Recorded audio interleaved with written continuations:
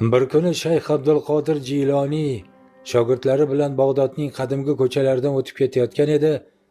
Yo'l chetidagi ariqda kiyimlari abgor holda bir mast odamning yotganini ko'rdilar.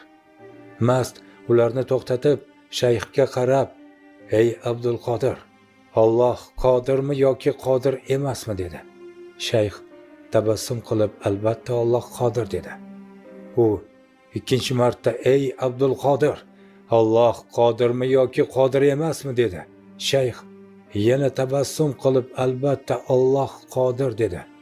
U uchinchi marta, "Ey Abdulqodir, Alloh qodirmi yoki qodir emasmi?" dedi. Shunda Shayx Abdulqodir yig'lab sajdaga bosh urdi. "Albatta Alloh qodir, Alloh qodir, Alloh qodir" dedi. So'ng shogirdlariga uni olib borib, yuvib tarab hurmat ko'rsatishni buyurdi.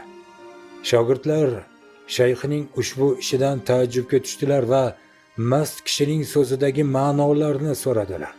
Shayx u birinchi savolida "Alloh meni tavbamni qabul qilishga qodirmi?" deb so'radi. Men "Albatta" deb javob berdim.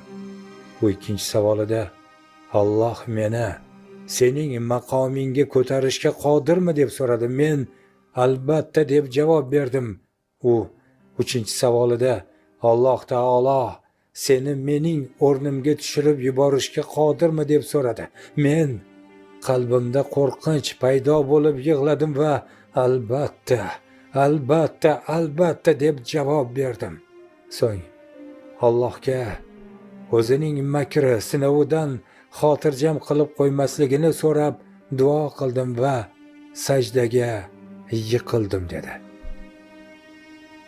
Azizlar, martabamiz, amalimiz, ibodatimiz, ilmimiz, sog'lig'imiz, mol davlatimiz, bolalarimiz, nasabimiz va kuchimizga mag'rurlanib qolmaylik. Xulosa esa o'zimizdan.